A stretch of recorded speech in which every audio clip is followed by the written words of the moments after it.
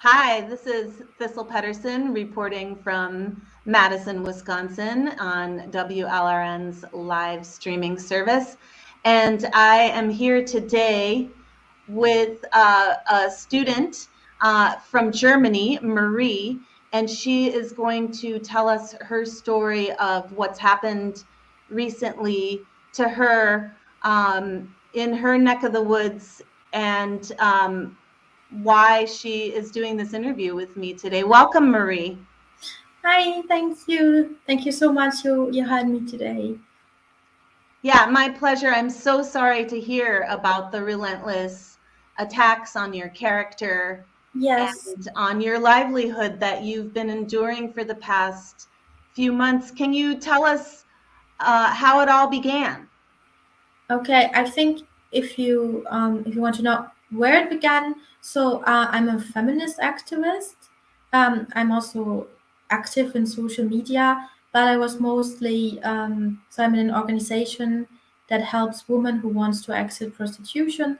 Prostitution is legal in Germany. We're trying to get this a Swedish model or Nordic model here. So I was already used to get harassed online because a lot of people don't agree on this kind of activism that we're doing here. But I felt like this other subject, this trans woman a woman, and all what was attached to it, and the reality of sex and gender, it would always kind of start to interfere with other kinds of feminist activism. And I mean, I'm a biologist, and so I also figured out, okay, there are other biologists in social media, and they're trying to um, yeah, explain what are actually the differences, and that sex and gender are two separate things, and sex is also not on a spectrum. It's even a bit more tricky because in German we don't even have this like two different words for it. We use like one word. Uh, Instead of sex and gender, we use Geschlecht. Sometimes we say, oh, one is the biological and one is the social, but it's interfering. So I'm starting to explain because we also have some sort of self ID law coming in Germany, and no one seems to know what a woman is anymore, and that there are only two sexes. So and that I would say that was the start when the harassment got even worse. I mean, it was bad before from feminism, but then because I started to talk about this, it got really bad. I have some stalkers. I have some really angry men. They set up multiple accounts. They tweeted, every One of them has even called you a Nazi, right? Can you talk about that?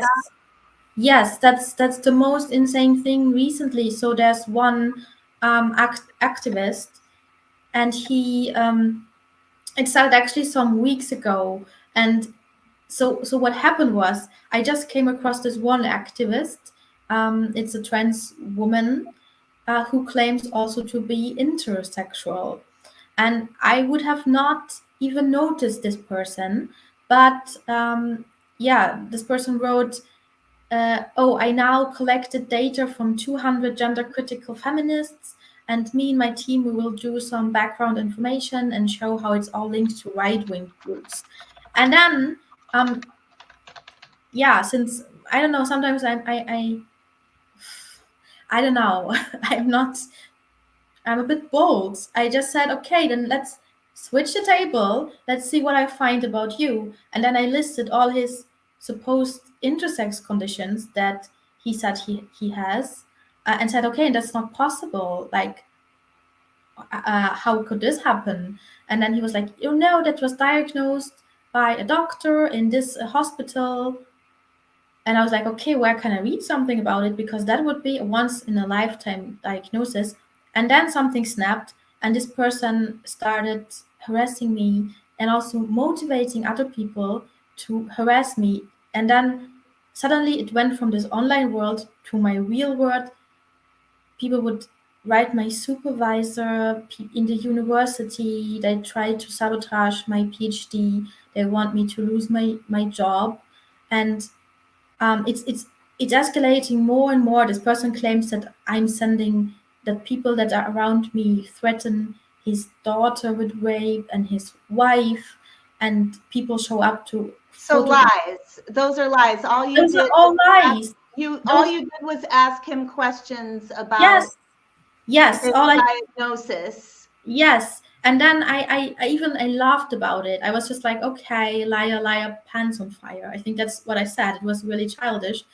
But this person took it as some sort of a personal vendetta against me. Yeah, they're very sensitive and fragile, these And people. now they want to destroy me. It's just like now they're claiming I'm a Holocaust denier. Um, they And this is, I and don't know. I don't know how let's that just be happened. honest. This is in Germany. And so that has a special significance in Yes. Germany. And really, this is hyperbole. You know, it's rendering our language completely meaningless to call you a Holocaust denier and a Nazi, right? They actually called you a Nazi. Yeah, they called me a Nazi, and this person also got a platform not only in social media, in the real media, and then they said there was some affiliation with me with a party which is a neo-Nazi party, and to prove that they had some screenshots from Twitter where someone quote tweeted me, and then I looked into it, and it was not even me. They took a tweet of a journalist that was quote tweeted by someone from a Nazi party and photoshopped my picture in it, because I I never talked to a Nazi, but they really, it's not only social media and activists, also other media are trying now to put me in a right winged corner, and I'm just not. I'm not a Nazi. Yeah. And they're getting away with this. You say that your career is at stake. Why are the authorities listening to these crazy voices? I don't know, because I think it's so manipulative, that I can't do anything. It's just like this person claims all these horrible things about me, um, and everyone is listening because I mean, I gave a talk about the reality of sex, and this made everyone really angry, and they were looking for a way to punish me. And since the talk was fine, there's a lot of biologists came out and said nothing is wrong about this talk. They're now trying to persecute me on a different level, and then they listen to everyone. So the minute they wanted, the media was looking, I don't know, to put the blame on me for being cancelled. They gave a platform to a lot of my stalkers. Then they said I'm the aggressor. I send death threats. I'm threaten people. I come This after is them. who is saying this? Which authority is saying this about you? Believing them? Journalists. Then they write Journalists. Okay. journalists. They write articles But about me. what about your professors and your advisor and your friends and your family? Are they jumping into this and believing them, or are they defending you? I think everyone who knows me is trying to defend me, but on the other side, this is such a shitstorm that I mean, my mom is crying every night, and I just told her, please don't go on Twitter, please don't read all the things that people say about me. There's nothing you can do. My boyfriend is also, he's also, I don't know, completely depressed, and so is everyone. I mean, this is not only in social media. This is in the newspaper that my grandma has, on her table, and then she reads that I'm a right-wing person who threatens people, and this is, I don't Yeah. know, that And there's nothing I can do. how it impacts our loved ones is really important to our own mental stability and mental health. The same thing happened to me. There are journalists in Madison who have published lies about me being hateful and right-wing. And yeah, they really like to call us right-wing. And my parents found it and read it, and my brother read it, and now they don't know what to think. It upsets them so much, and they believe me and they defend me, but at the same time, it's like these authority figures in our society are saying these things about us, and they're repeating lies. Yes, and so that's going to impact how our friends and our family feel about us too. yeah, And also that's your true. career. Can you talk about your career and concerns you may have about being able to complete your PhD and be a biologist? Yes, I mean, I am just a PhD student in, yeah, I'm in my third year. I was not able to work for a year properly because of COVID. So I'm really dependent. And then, I mean, I don't know, I always liked, yeah, working in academia, but I'm not sure how this will affect my career, because if you Google my name, you find all this accusation against me. Um I'm not even sure if I make it. Marie, when you decided to speak out and ask questions about transgender politics, did you know you would get this kind of backlash? No, no, because I mean, I'm not even, I never threaten someone. I mean, there are even trans women in our movements. I have trans friends. I sometimes, now I mean, I had like 25,000 tweets. Maybe one or two were a bit too harsh, but I was always trying to say, let's find, let's meet in the middle. Let's just talk to each other, find a way. Yeah, how trans women can have safe spaces, but also women. And I always thought, look, no, I'm not one of that woman who is who's hateful or makes fun of people. And So you thought there might be some feminists who actually are hateful towards I think in the beginning, so-called trans women.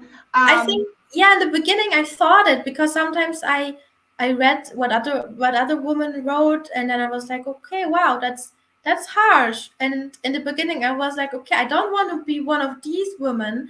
But as further as you go, and as much hate you get only for saying, hey, my grandma prefers a woman to take care of her, should she not have the right to have a female treater? And then people react in that way. I completely understand. Like, I don't make this difference between me and other angry feminists anymore. I am that angry feminist now. Yeah. Oh, fantastic, and welcome to the fold. And what you'll find is that we're not hateful at all. I mean, No. we are human beings, adult human females who wish to have a conversation that is logical and rational, and open dialogue, and they're the ones who are hateful. Yes. So we have to band together, Marie, and that's what this interview is about, is for you to get your story out there, and for that you get to tell it, that others are not telling it for you. What else would you like to say about your situation? And is there anything women who are watching right now might be able to do to help you? I mean, all the women are amazing. There's so much bad things going on, but there's also this light that so many women are standing behind me, from all sorts of political areas, conservative women, liberal women, social democrats, and they're all trying to help me. They're all yeah, recording all these accusations against me. They helped me to set up a fundraiser. So yeah, it's really, I don't know, the sisterhood is really important. And I think if you just be cautious when you speak out, because I was anonymous on Twitter. Yeah, don't count on that because it might come out one day.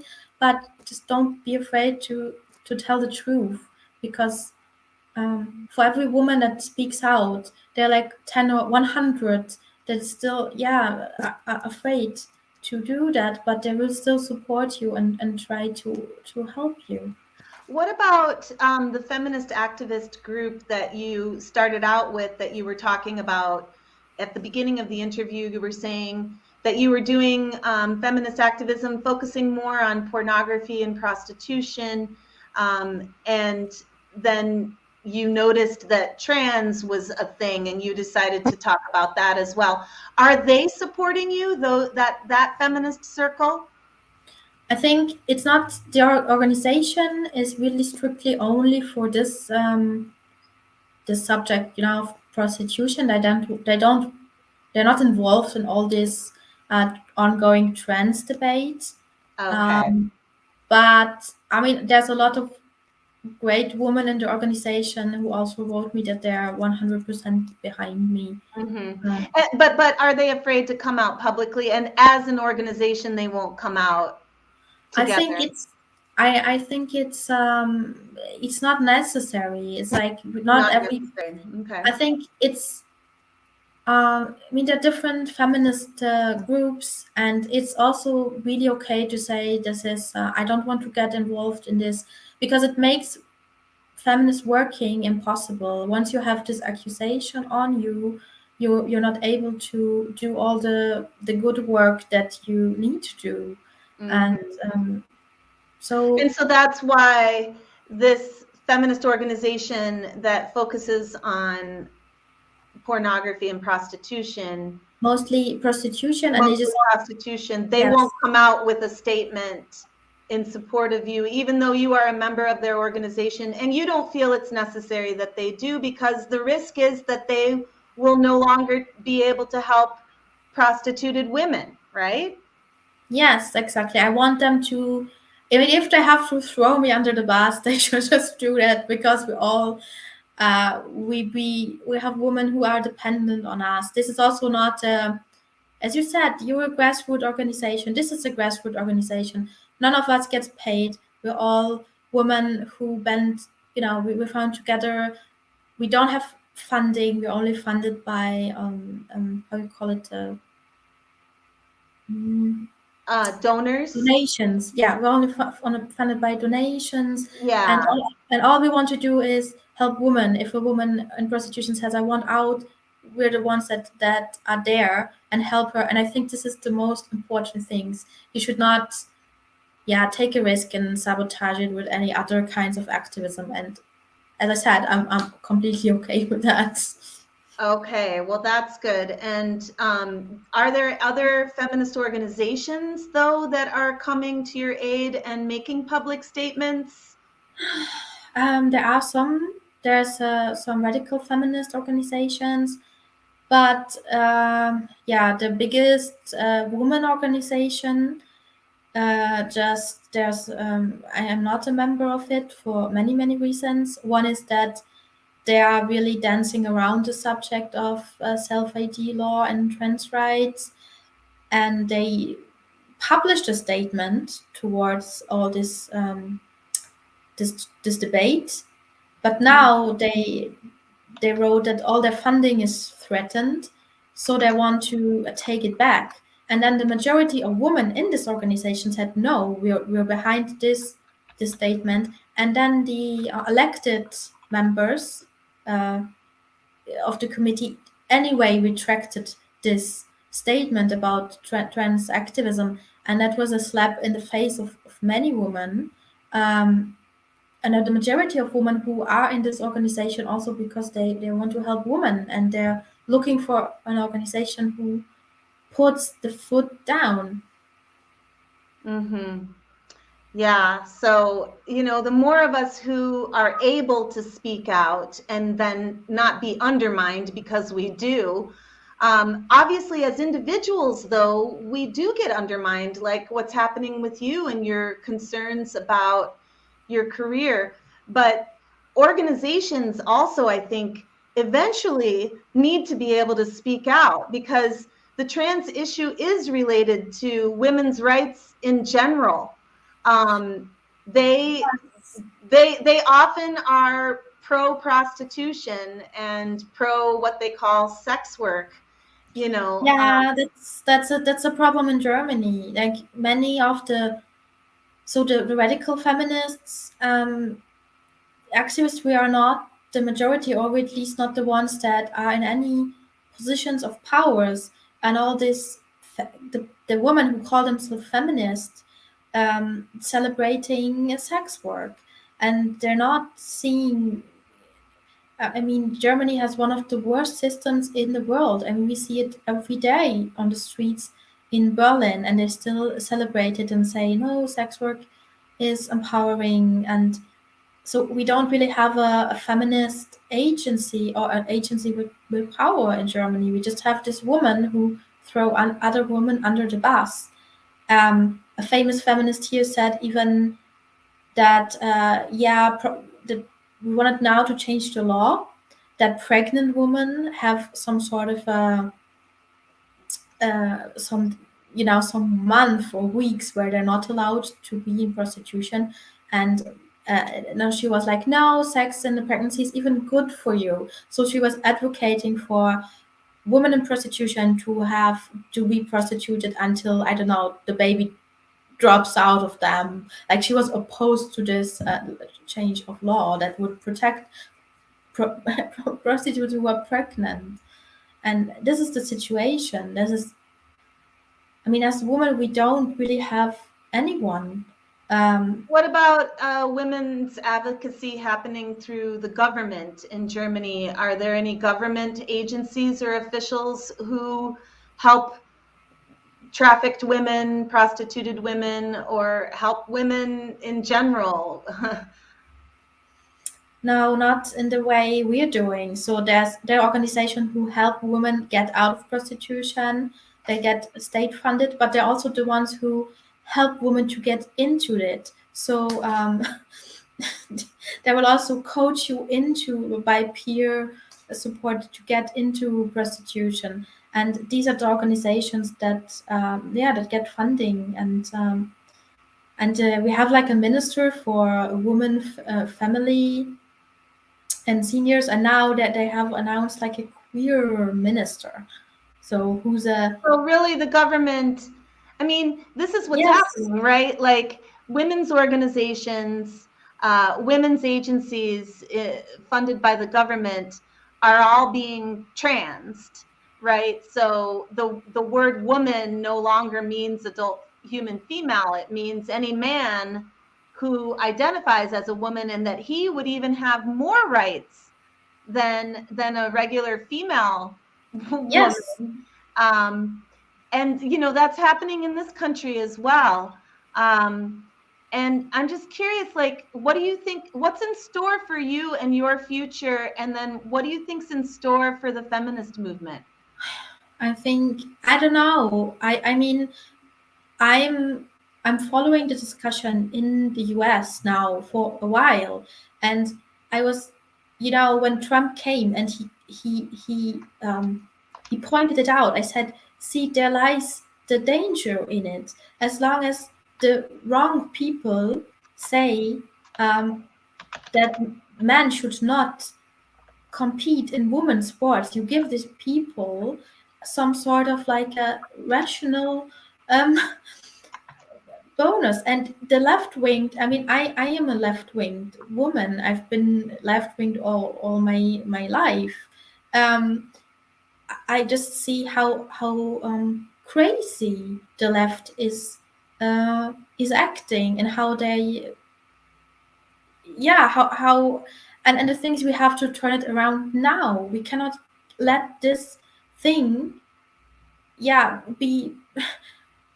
be in the hands of the wrong people. Because what will happen in the future is, the self-ID law, it was really hush hush hush in Germany. It was not it was not out. Every time I talked about it, people looked at me like I'm crazy.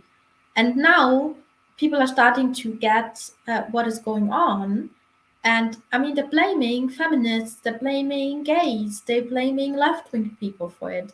And so the future I hope is that now more people need to see that we at least have to have an open debate about the subject, not shoot the messenger, because you can do it only so long. And then, yeah, what comes next? I fear it will be a backlash from the right.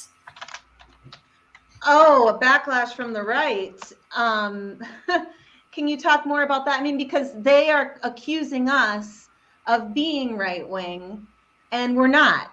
And so it's like we don't belong anywhere. We're politically homeless. We're not. The left wing is being crazy, and Yes. the right wing we've never agreed with. So why do you think will we get a backlash from the right wing because we've been lumped in with them and they know that we're not them and we know that we're No, not?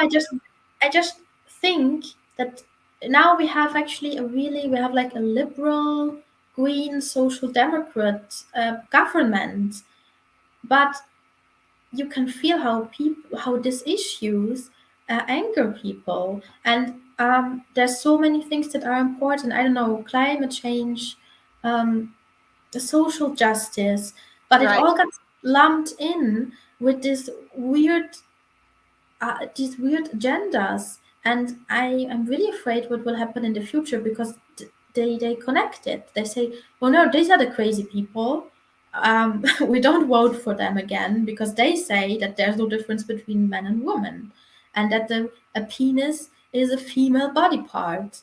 And I mean, how can you trust someone who says that? And how can I, a left-wing woman, vote for the left party when they now made stickers where it said "suck my big trans cock" with like a picture of a cock on it.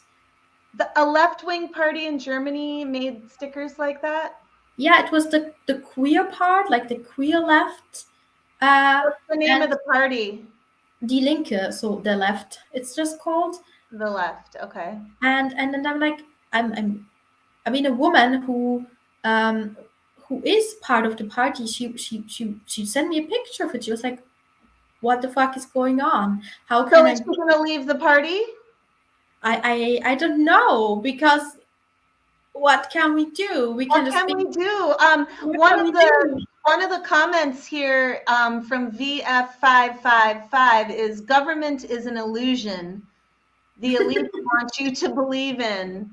Um, so really, if we don't have a party to vote for, do we either and be members of, do we either start our own party or do we just start our own grassroots organizations like you have done with that anti-prostitution organization and just begin to take care of ourselves, Yes, that's also why I like this kind of activism I did, because I felt more and more alienated in the political groups where I was, and I was like, okay, I just want to do something that helps women.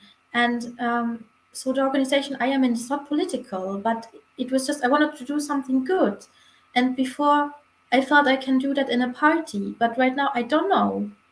But I also talk with people, and I always think these are not the majority of people. This is just there are many people in every party who's bullied and who wants to speak out. And if we can get rid of this crazy minority who calls transphobia every time we have a discussion, maybe we can go back to a civilized dialogue in society. Because I feel this is not possible anymore. I know, but this crazy majority or minority has so much influence. It's spreading, and so people who used to be rational and logical are not anymore, that have political power in our governments. So I I don't know what the answer is either. I don't know. A woman's party has in the comments, I'm reading the comments over here, and somebody's saying that we need a women's party. Oh, we have a feminist party in Germany, but it never reaches the threshold to actually be in power. But maybe that's the answer. Yes, a women's party. Yeah, but I mean, how will we prevent the women's party from being co-opted into this ideology? It just takes one, right, who practices bullying tactics and makes other women feel guilty for not believing that a penis is female. And then that influences the whole group. I mean, we are herd animals. We influence one another. We're very socially interconnected creatures. And it just takes one, right, to get in there and start spreading lies. And then people, I don't know. I'm just really curious about what we can do, what our tactics can be to stop this so that we can just have a civil dialogue and a civil society again. I don't know. I mean, I am in this situation. One guy or one trans woman started lying, and now I'm the center of a witch hunt. And honestly, I don't know when they will stop. And it's not only, I mean, it's also women who participate in that. They just want to destroy me. And this is I don't know what you can in the comments here, someone named Myron says the best thing to do is speak up loud and proud, and others will follow. Telling other people what to do is less effective than leading by example. And you are doing that. You've stuck your neck out there unintentionally, but now you're there. You're not backing down, right? You're not hiding away, and you're not apologizing. No, because there's nothing to apologize. Maybe I was rude, but I don't apologize because I stand behind everything I said. And it's not hateful. And I'm just standing for women and women's rights. That's not hateful. I will not apologize for that. Yes, and someone named Useless Strawberry says, we stand with you, Marie. And Pinwheel Art, who is a fantastic feminist on the East Coast here in the United States, she says, I think we can do it. I think so. And so really it's going to take multiple individual voices and eventually groups of us speaking out and just holding the line. Women are female. That's a fact. It's socially significant. It is not hateful to state that women are female. No. And that men are not female and that they cannot change to become female. We just have to keep saying it again and again and again, right? I do it all the time. There's sex, and sex is binary, and you cannot change your sex, and it has implication on your life. And this is not hateful. This is just the same as to say the earth is not flat. It's just a fact. Yeah.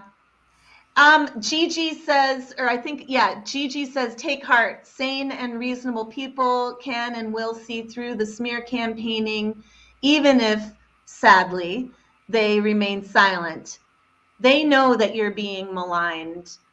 And I hope that's true in my case, too, because I used to be able to play music around Madison, and I can't anymore. I used to be able to go on the community radio station. Can't do that anymore. But we're not alone. I think most people also get cancelled in silence, and then they think if they don't do anything, it will go away. But it won't. And they're also writing me. They said, "Oh, I used to be a scientist. I used to be a head of an organization. But then this happened, or I said something wrong, and just said something about women and men, and then they get cancelled." And yeah, we're not alone. This is just happening to many people, and we just need to not be afraid of that anymore. And speak out. Yes, Marie. Well, I want to thank you so much for coming on to WLRN to speak out today. There are lots of comments in the thread supporting you. So it's absolutely evident that there is a growing critical mass of people worldwide that wants to speak out about this treatment and be able to have clear and open dialogue about the issues of the day. Is there anything else you'd like to say about your story? Like what are you experiencing? I know you have a lawyer and you aren't able to comment with a lot of detail, but is there a GoFundMe or something that a link that to support you that I can put into the comments? Yes, I had a GoFundMe. I collected some money for the lawyer. I might open it again tomorrow because now, actually, I thought I didn't want to collect too much money, just as much as I need. But now it's since all these Nazi allegations came out and Holocaust denier over the weekend, I think I might start collecting again because it's insane. It's just getting back to the story, what was the lead up to them calling you a Nazi over the weekend? What provoked that? Why did they escalate like that? Do you know? Yeah, I know, because there was someone told me that I was basically a Nazi because trans people were sterilized by the Nazis. And then I just had some question. I was like, okay, can you link me a source? Can I read about it? And then someone wrote, I'm a historian, shame on you. And I was like, no, seriously, because I read there was some way that you could be also trans during the Nazi era and were they prosecuted because they were homosexuals. Was it, but could you, was it different when you were heterosexual? So you asked some questions. So I just asked some questions, and then they said, this is a Holocaust denial. And then me, because this is a really sensitive subject to me, I said, no, sorry, this is not Holocaust denial, because the Holocaust or the Shoah is especially, it's only about European Jewish people who were terminated by the Nazis with this ideology. And you should, of course, there were other victims, but this is not Holocaust denial. And this Magnus Hirschberg, he was prosecuted because he was Jewish and he was homosexual, but not because trans research. How many people are involved in the pylon? I assume this happened on Twitter. Yes. And how many people are involved in the pylon? What are the numbers of likes and shares that this accusation got? Thousands, I think 10,000 now. Also, now some American rabbis jumped on it and calling me a Holocaust denier. And I mean, I was in a relationship for 6 years with a Jewish man. I lived in Israel. I'm not a Holocaust denier. I just wanted to single out that the Holocaust is nothing that should be used to advocate for something else. That of course there are the victims, but the Holocaust is let's say for Jewish people only, and that was my only crime. And suddenly, I don't know, they're calling me a Holocaust denier, which is punishable by law in Germany. They're calling my university to kick me out. They're calling my PhD supervisor. It's insane. Yeah. Somebody in the comment thread said that a lot of those likes, the 10,000 likes, are robots. They're bots. They're not real people. But they are real people who are calling your place of employment, and trying to get you canceled. Those are real people. Yeah, they also started petitions online. There's I think it's called Trans Media Watch. It's a couple of organizations that are now watching media to be friendly towards trans people, and they also put it up this hashtag that Marie is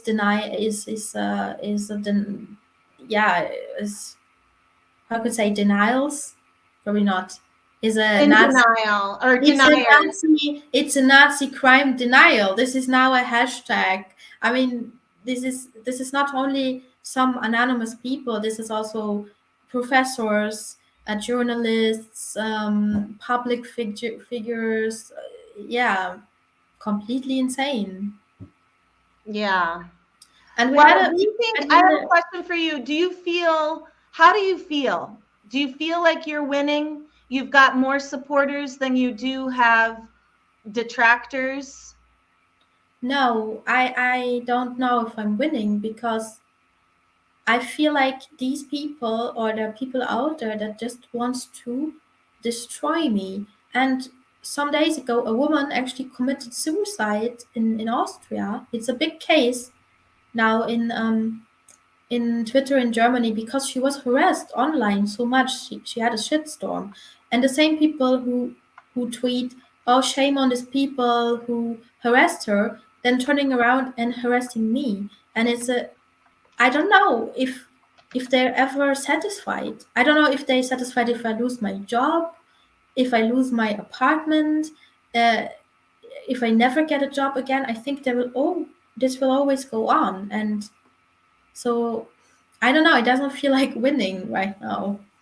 Oh, I'm so sorry. I hope you've got some close friends and family that are helping you through this right now.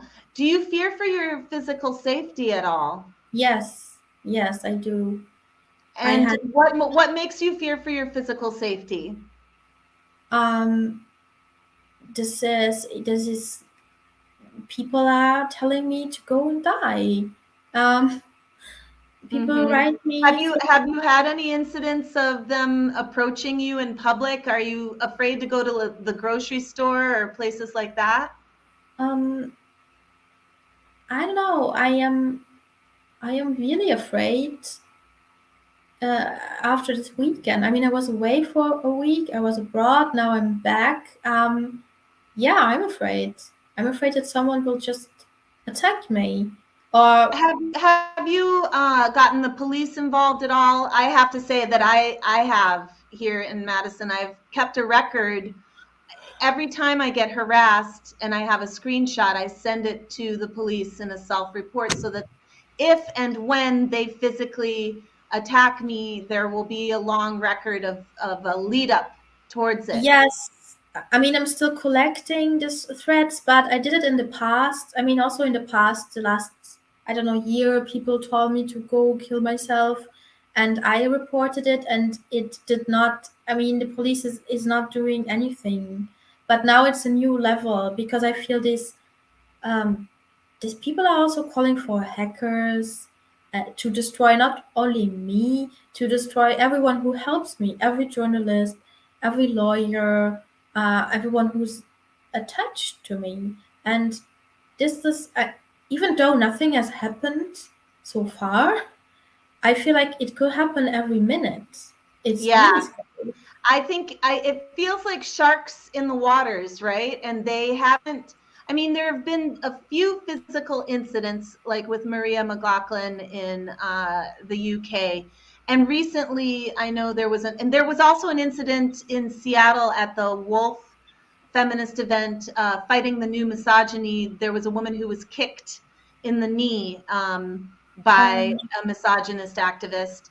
But really, there hasn't been that many physical aggressions I mean, towards here in Germany and in Europe, it has. I mean, is a famous feminist, Margrethe Stern. She's a famous feminist from France, and they physically attacked them on a protest. They pushed these women around, and there were women who exited prostitution, radical feminists. They and she had to go to a mental institution at the end because the death threats and the physical danger was really high. And here, the last time I think I went on a women's march protest in 2020, it. they throw glass bottles after us, and I was not even at let's say a TERF at this point, we were just mostly protesting. We were a group of 20 women, and we were just against prostitution. And we had one radical feminist with us who had a sign that said lesbians um, are not into penis. And this woman was also harassed, pushed, her sign stolen. People threw bottles at us. Now, some of my friends who lesbian friends who went in Cologne to the Christopher Street Day event, they were also attacked. Their things were stolen. They were pushed around. So it's also getting really physical. I feel like this is always escalating more and more here, and the other side is getting more and more aggressive. Yeah, and I think that's happening here too.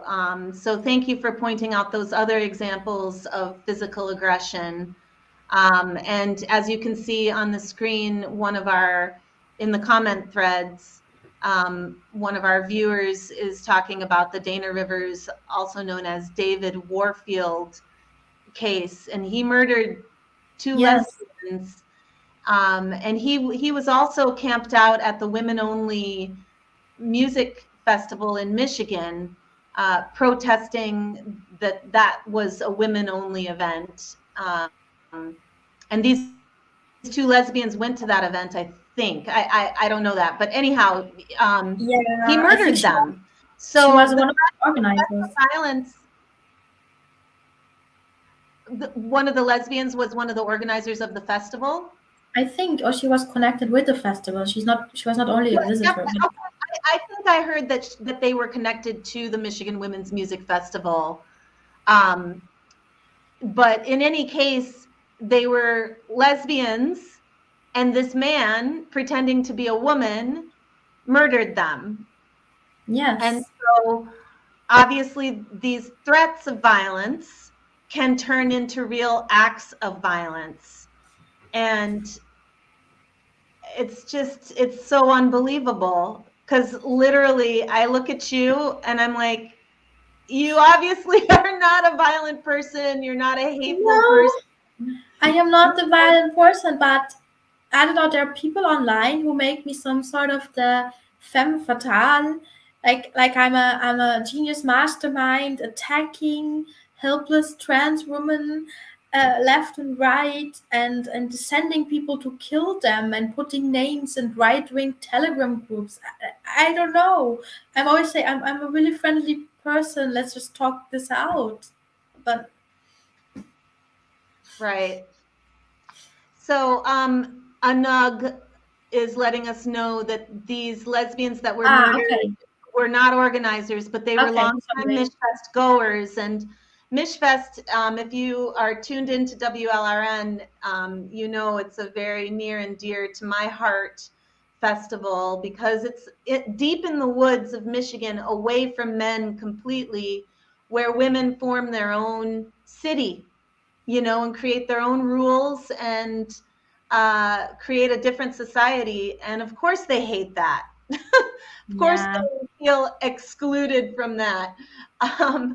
So, and then it can lead to that hatred can lead to actual violent acts. And I hope that doesn't happen to you, Marie. I hope it doesn't happen to me. I hope it doesn't happen to any more women, and that the police will take us seriously. I'm sorry to hear that you feel like the police there are not taking you seriously, but I do hope that you continue to report whatever happens to you, so that there is a paper trail and a record. Yes, I do that. Is there anything else you'd like to tell us about what's going on with you there in Germany, or any messages you'd like to get out? We do have 30 viewers. Hi, 30 viewers. Tuned into our live stream. No, not really. I mean, everyone, if I can do some advertisement, you can watch my video that caused all this trouble, because I was supposed to give this talk about sex and gender, and then it was cancelled, and I put it on a YouTube channel of one of my feminist friends from Austria, and someone added actually some English subtitles to it. So if you need like a basic biology lecture, maybe I do some. I can recommend this video, and maybe then you understand why everyone is so mad at me, because it was actually this video who caused like this huge anger I'm facing now. Yeah. So yes, I'd like to be able to put that video into the comments thread and into the description. If you could send that to me, I will make sure to do that after we sign off. But I just wanted to thank you, Marie, for coming on here and telling your story. And Yeah. I also, yeah. And Thank I you also for having wanted me. to, it takes a lot of bravery. It really shouldn't, but to show your face and say the things that you do, it's bold. It's a brave act in today's world. So thank you for sharing your story, and I hope that you're getting some comfort from your close friends and family as you go through this. Also, I wanted to thank our WLRN followers and viewers. I'm going to put the link to donate to WLRN in the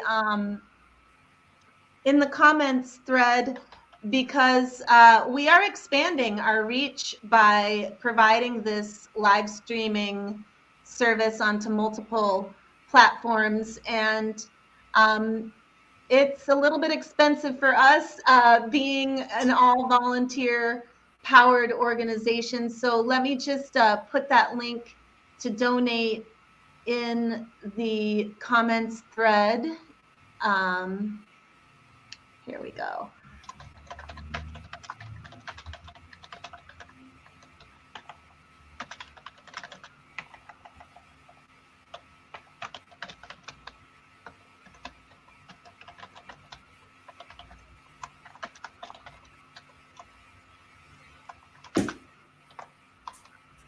Okay, so if you don't have any questions for me or any further comments that you'd like to make, we'll conclude this interview. And again, thank you and good luck. Thank you. I just want to say thank you for reaching out, even on such a short notice. It was really an honor to talk to you. And thank you for giving me your platform and all your great advice. And yes, thank you. Don't let the bullies get you down, Marie. You are a lovely person. I can see that. Don't let them get you down. So enjoy the rest of your weekend, which is, I know it's very, you're like 4 hours, but that's okay. Yeah. You too. Right. Well, thanks again, everyone, for tuning in, and thank you, Marie. Bye-bye. Bye-bye.